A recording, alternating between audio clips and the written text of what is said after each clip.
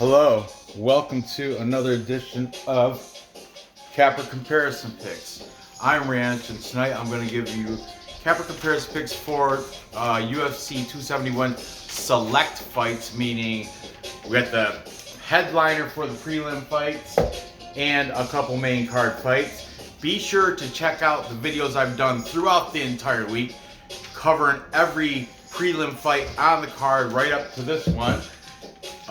Starting with the early prelims, working way up. I covered 3 fights tonight. I did Monday, Tuesday, Wednesday. Today is Thursday, so I get you these. Tomorrow I'll do the last 3 fights on the card.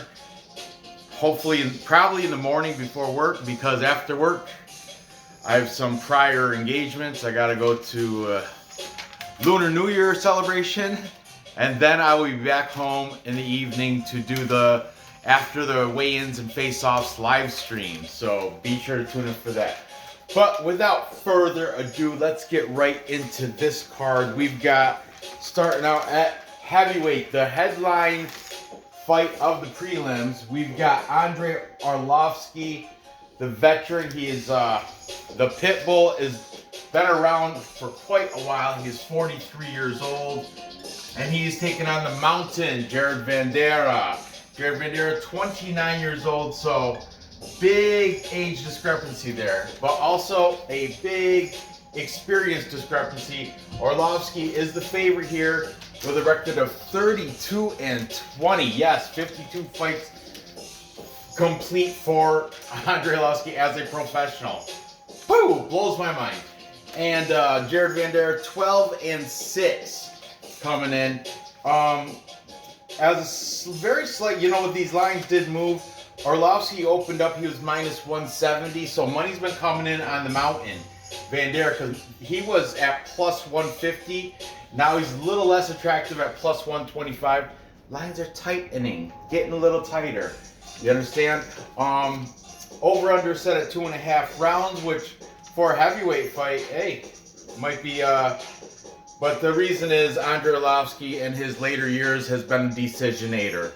Yes, unless he gets finished, most of his fights go the distance. So anyway, Arlovsky fighting out of American Top Team. He's coming off 4-1 in his last 5. He's got wins against Carlos Felipe, Chase Sherman, really nothing great. Tanner Boser, pretty good, and Philippe Lins, who, I don't know, Philippe Lins might be able to give Vanderaa a run for his money. He did take a loss from Tom Aspinall, but Tom Aspinall is a prospect in the heavyweight division. I think he's probably the most technical, best, potentially I don't know about the most powerful, but I think he's probably the most technical, best striker, technique-wise, in the heavyweight division. But, so not what happened. Arlovsky got rear naked choked in round 2, but really not a bad look considering the competition he had. Now Vanderaa, the mountain, he's coming off a loss against Alexander Romanov, who is in his own right phenomenal. Has he taken a loss yet? I don't think so. I think he might be undefeated. Before that, he beat Justin Tafa. Justin Badman Tafa, he's like the Wish version of what's his name fighting. You know what shit. Do I really look chewy guy? He's fighting Derek Brunson. I'm having a brain fart right now. Tai Tuivasa. Yeah, Justin Tafa is kind of like the Wish version of Tai Tuivasa. But anyway, Vanderaa coming. He beat him unanimous decision, so decent look there. Before that, though, in his UFC debut, he lost to ground and pound to Sergey Spivak, round 2. Not a good look. In the Contender Series, he did beat Harry Hunsucker, who Harry Hunsucker has lost 3 in a row in the UFC. I don't think he's UFC caliber. I just like him because he's got a cool name and he's from Kentucky. But prior to the Contender Series ground and pound of Harry Hunsucker, he was in Smash Global promotion and LFA a little bit. He dabbled in there, where he had a developed a pretty decent record. So Jared Vanderaa, not bad. He's going to come into this fight with besides the huge gap in age, you know, Vandeera's 29, Arlovsky's 43. He's also got a 3-inch reach advantage, which, hey, and a 1-inch height advantage, so use it where you got it, right?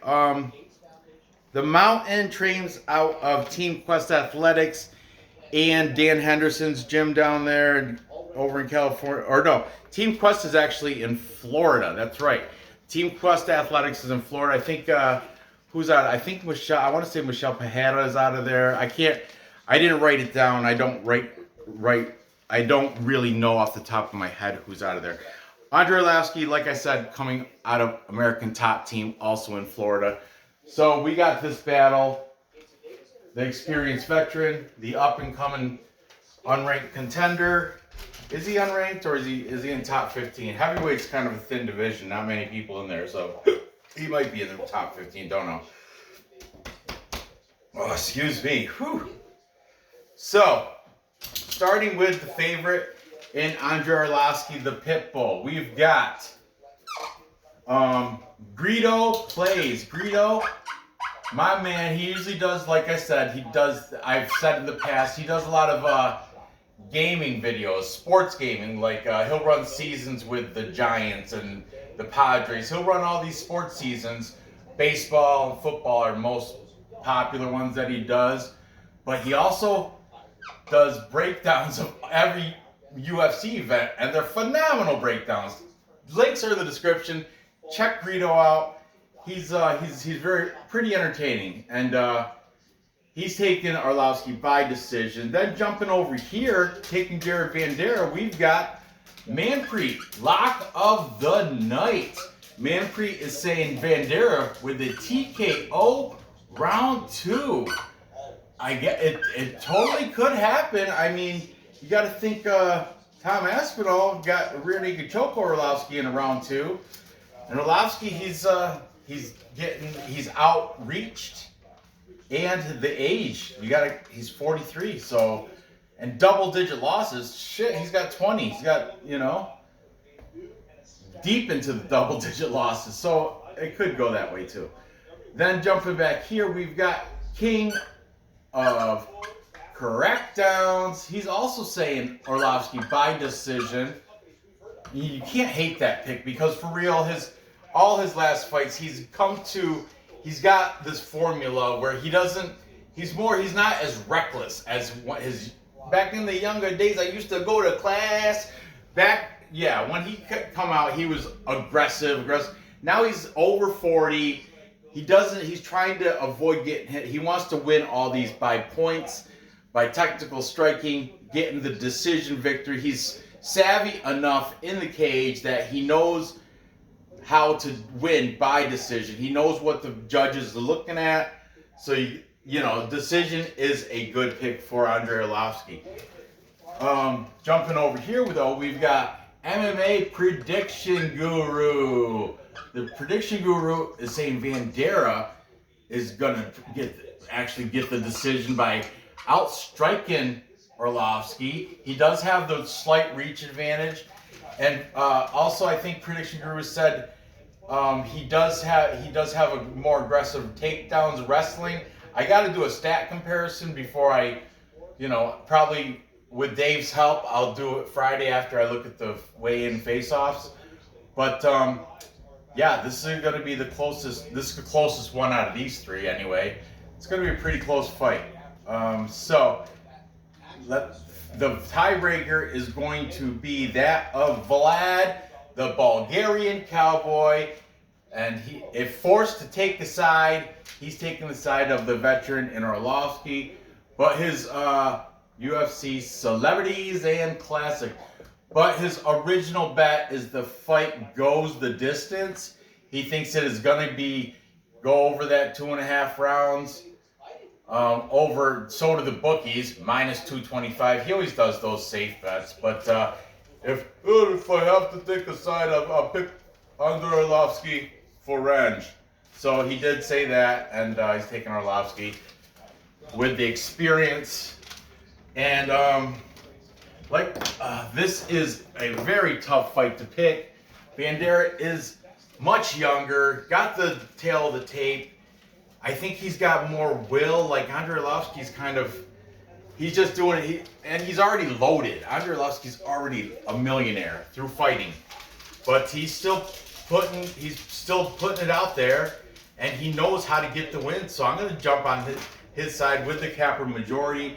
I'm taking Arlovsky to get it done by decision, as he doesn't, in his older age, he doesn't really finish people, but he does know how to outstrike them, outpoint them, get the judge's favor, and win those decisions. Moving on. Next, we have the interesting lightweight fight between Nasraq Haqparast taking on Bobby King Green.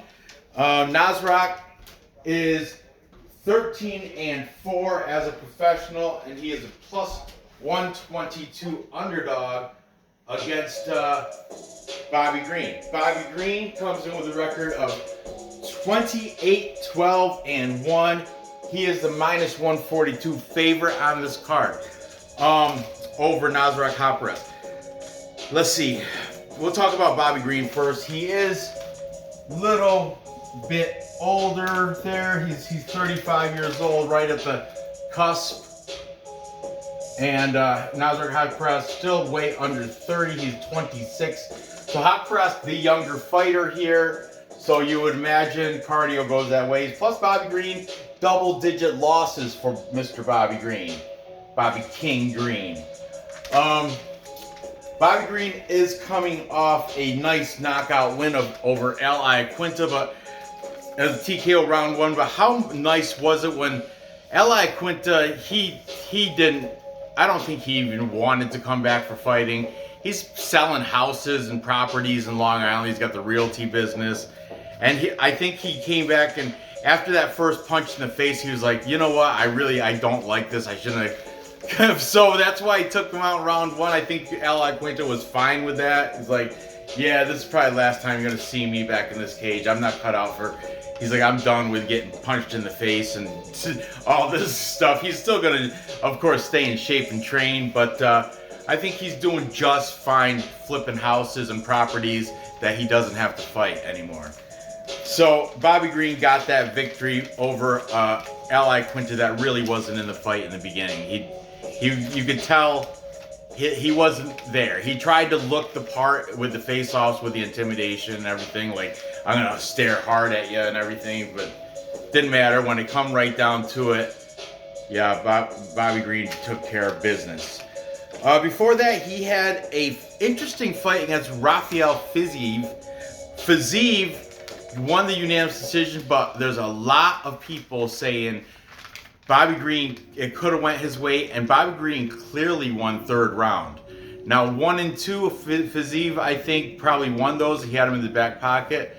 But Bobby Green, I think, won third round, and is questionable. He may have won first or second also. It could have went either way in that fight. So that's not a horrible loss to take against Rafael Fiziev. Also, the fight before that, Tiago Moises, same thing. That was a unanimous decision win for Tiago Moises, but if you watch that fight, there's an argument that Bobby Green outperformed Tiago Moises, and the judges, they don't get to see the stats, like significant strikes. All they see is the fight in front of them as they're sitting strategically around the cage, so they get different angles and views, and they just take notes. They got a little pad and paper, and they take notes, but they don't get to see the ESPN, the red head or the red legs from leg kicks. They don't see significant strikes landed. They don't see that shit. They have to go by what they're watching the fight. Okay?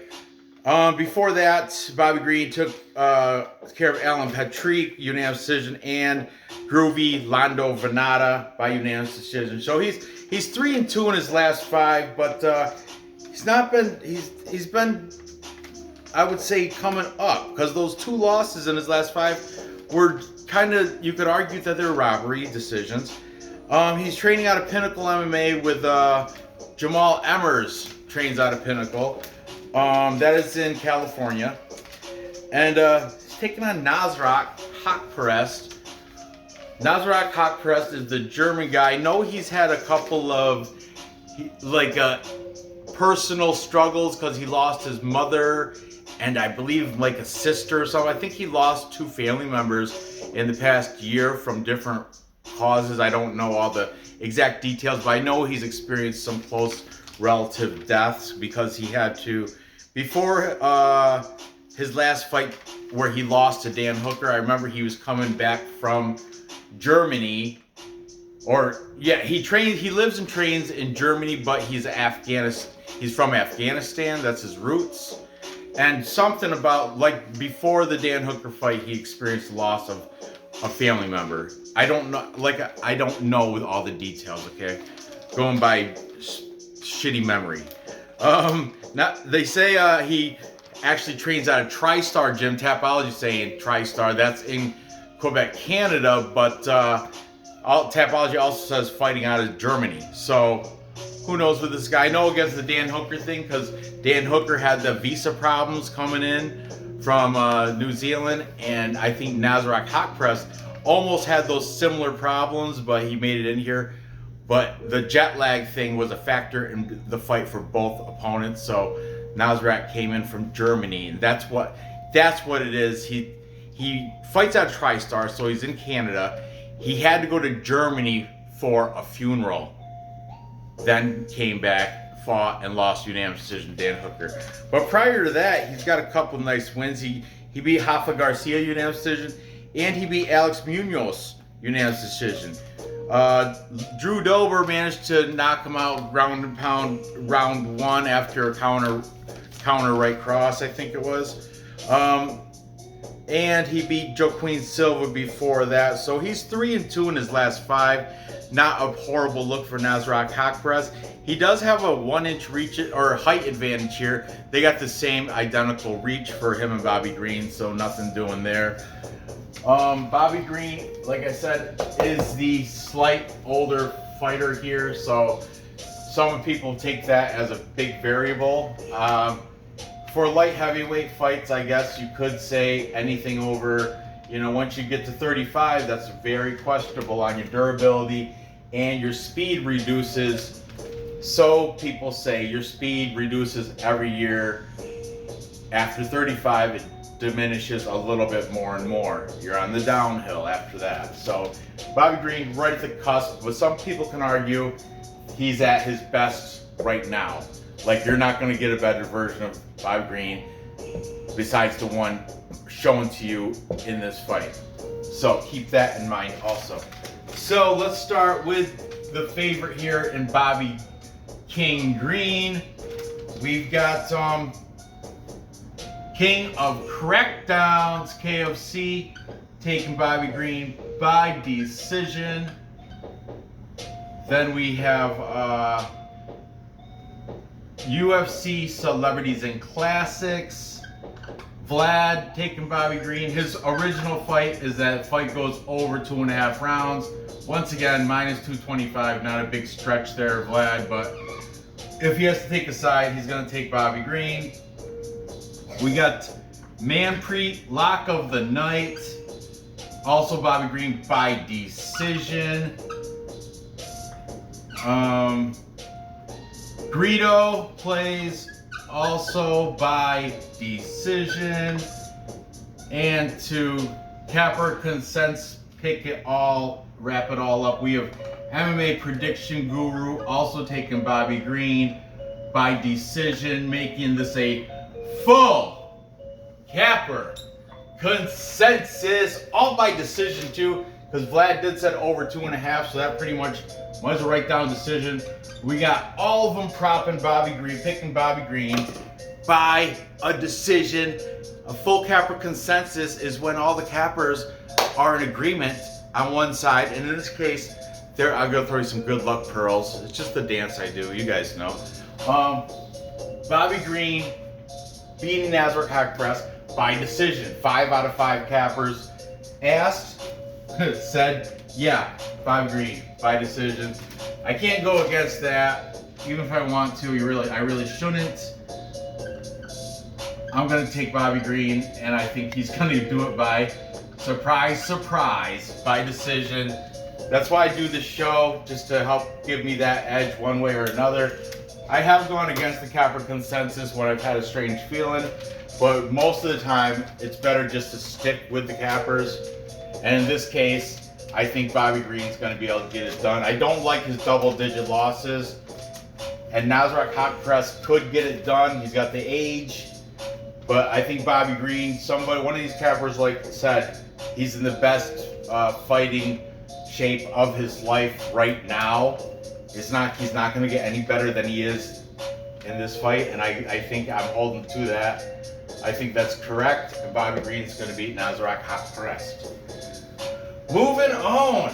Next, we have the bantamweight fight between Kyler the Matrix Phillips taking on Marcelo Rojo the Pitbull.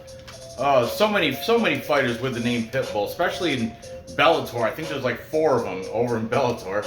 But we got Pitbull, Marcelo Rojo in this case, and Kyler Phillips the Matrix. Kyler Phillips used to be my, if I had to be gay and pick one fighter, who would you have to be with? One night I was drunk with Dave and we had this. He said Brian Ortega. I happen to say Kyler Phillips. I've changed my pick since then. Now it's Claudio Puelles. But Kyler Phillips, I do like his style, and I do like his fighting style as well. He's coming off he's a huge favorite, minus 430, which is no value, absolutely disgusting. There's no bet there for Kyler Phillips. I doubt, aside from this parlay, I probably won't even use him in another parlay because it's just so disgusting. But Kyler Phillips, minus 430. He is 26 years old. Rojo is 33. Not a big discrepancy in age there, so nothing doing when it comes to the age. Tail of the tape. Kyler Phillips has a 1-inch reach advantage. These guys are both the same height. Kyler Phillips coming off a majority decision loss to Julian Paiva, but if you ask a lot of people, including his training partner, Sean O'Malley, did he really lose? Did he though? That's what he said when he was fighting, or that last card where Cody Garbrandt was in there and Julian Paiva. He was fighting Julian Paiva actually, and Garbrandt was talking trash like, "Oh, he beat your boy Kyler Phillips just like he's gonna beat you," because he knows Sean O'Malley and Kyler Phillips are training partners down at MMA Lab, but O'Malley shut his mouth because he took care of Julian Paiva, and Cody Garbrandt got taken care of that by Kai Kara France. Not a good look for Cody Garbrandt in that fight. But anyway, back to this. Kyler Phillips is a training partner, Sugar Sean O'Malley. Also, another guy at MMA Lab that they train together with would be Alex Caceres. So that's another UFC fighter down there training with Sugar Sean and the Matrix. Okay. Prior to that, though, he's got killer wins. He's got a win over Yadong Song. That's a great win. And he got a win over Cameron Else. Cameron Else is not that fantastic. I don't even think he's in the UFC anymore. But the way he did it, Kyler Phillips got him from elbows from the back mount in round 2. That's a nice way to win. He's 4-1 in his last 5. And like I said, that Julian Paiva, did he really lose that one? That's questionable. That's questionable. Now his opponent, Marcelo Rojo, the Pitbull, he's coming off his UFC debut loss to Charles Air Jourdain. But Charles Jourdain has been he's been a pretty decent fighter as of late. I mean, a lot of people are high on him. Charles Jourdain, they went to the 3rd round. They're back and forth battling, full all-out war, but Charles Jourdain ended up taking care of business in the 3rd round against Marcelo Rojo. Before that, he got a KO round 1 against Victor Hugo Madrigal, and that was in Combate, because that's where Marcelo Rojo is from Entram Gym. That's the Mexican facility, and most of their fighters are Combate competitors, meaning the Mexican regional scene. Only makes sense. He's Marcelo Rojo's 3-2 in his last 5. I looked through his Tapology. One name I did notice that he did beat is Jesse Strader. Jesse Strader, I think, is a New Jersey UFC fighter, lower level UFC bantamweight, but I know I've seen him in the UFC cage taking a loss or two.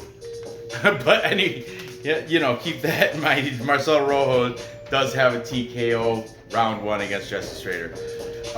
Entry and gym, you know, he's Brandon Moreno. Yeah, he just took that lost his belt to Divas Figueiredo, but still, Entry and gym does come out with a lot of tough, durable Mexican fighters. That's why I think personally this line, Rojo at plus 330, 16-7, not horrible. I think the line is a little bit wide. It's wider than Cheyenne buys.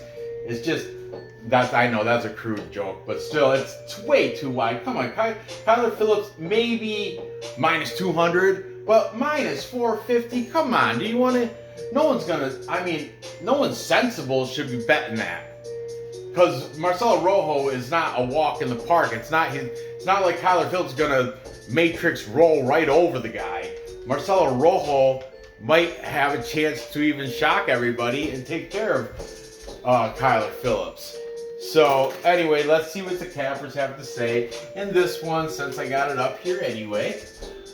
Taking the huge favorite in Kyler Phillips, we've got Greedo. Greedo is saying Kyler Phillips will get the finish, so inside the distance. I'm going to say inside, okay? He will get the finish here for Kyler Phillips. Then we've got Manpreet, lock of the night. Bum, bum, bum, bum, bum, bum, bum. Also taking Kyler Phillips. King of Crackdown. He's taking Kyler Phillips by submission. There you go. Prop that stuff out. Make that minus 430 a plus number. You can totally get that a plus number if they pick round and method. It will definitely become a plus number for you, taking the chalky favorite like that. UFC Celebrities and Classics. Also taking the side of Kyler Phillips. He didn't even say, if I have to choose, he's actually pretty adamant on taking Kyler Phillips as a winner. And finally, the MMA Prediction Guru. Not the one with the Nick cap from the UK, the one without the cap from California. Prediction Guru is saying TKO for Kyler Phillips, round 2. So no love going on the side of Marcelo Rojo, making this the second full capper consensus on this card. I'm not going to do the dance because it's just too chalky. It's not worth it. I mean, why wouldn't you pick Kyler Phillips minus 430? And of course, I'm going to stick that route to myself. But I'm telling you, Marcelo Rojo plus 330. It might be worth a little bit of a hedge bet. I picked the wrong color. Whatever. Picked like brown. But I'm gonna say Kyler Phillips wins this. A lot of people are saying inside the distance. I'll say within distance. Greedo inside the distance. Came Crackdowns by submission. Prediction Guru by TKO. I'm gonna say within distance. On Tapology, I will say TKO round 2. But I'm gonna see what it pays out just to take him within distance, because he could get a submission.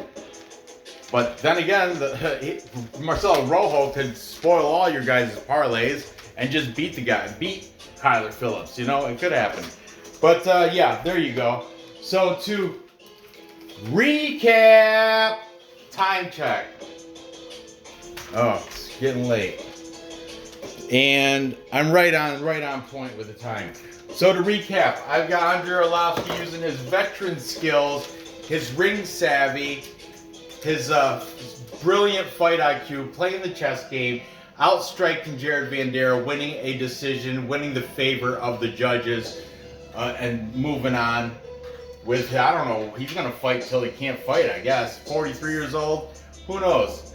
Then I have Bobby Green with the full capper consensus, winning by decision over Nasraq Haqparast. I just think he's as one of the fighters said, or capper said, he's in the best fighting shape of his life. You're getting the best version of Bobby Green. I like to hear that, and I agree with him. I think Bobby Green is, he's coming off that nice win against Ally Quinta, if you want to call it nice, but still, it's got to boost your morale to knock out Ally Quinta round 1. So I'm going to go with Bobby Green here to get the victory over Nasraq Haqparast. Minus 142, not bad odds either. Little bit of juice, but not too much. And finally, I'm taking the Matrix Kyler Phillips to beat Marcelo Rojo, but I think at plus 330, Rojo might be hedge bet, scratch off half a unit, throw it on Rojo. That's the, aside from the parlay, I'm going to parlay Phillips, Andrei Arlovsky, and Bobby Green here. That'll be a plus money 3-leg parlay. But also, as they're coming down, after Arlovsky and Green win, when it gets to this, hedge bet Rojo. Therefore, you won't lose no matter who wins. Unless it's, and even if you won't lose, even if it's a draw, they'll just push the money back to you. So that's what I'm going to do. I'm taking Arlovsky. I'm confident with that pick. I'm taking Green. I'm confident with that pick. And then I'm going to already have Phillips in the parlay, and I'm going to hedge Rojo so I won't lose out.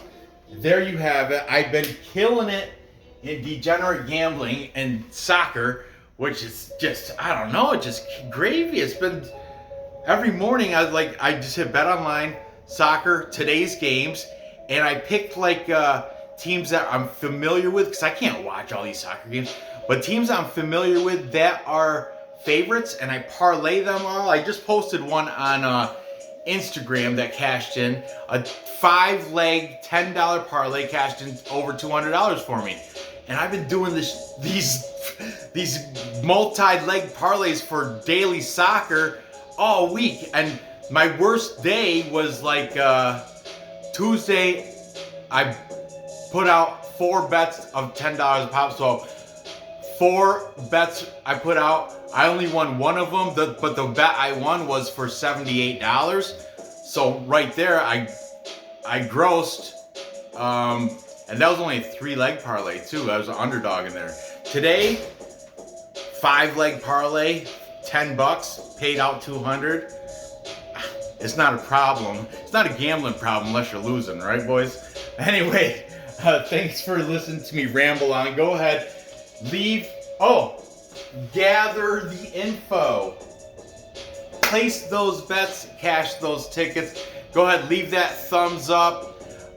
Leave your comments on who you think's gonna win these fights. Check out the videos I did throughout the entire week covering the rest of the prelim card. Tune in tomorrow. I think I have a hectic day tomorrow. I have a haircut that I had to reschedule. That's happening in the morning. I have the Lunar New Year party happening right after work in Albany. And then I have to come home and do the live stream. And somewhere in between, probably on the drive home, I have to kind of peripheral glance at the weigh-in face-offs and listen to see if I hear anybody miss weight. But anyway, I will tune in tomorrow because I will be doing live stream. I'll try to get in the Capper comparison picks for the main events. It's just, I don't know. It's going to be a tough one, guys. It's going to cause a little sleep deprivation. So anyway, stick with me either way. Thanks for watching. Good luck on your bets, and I'll see you next time.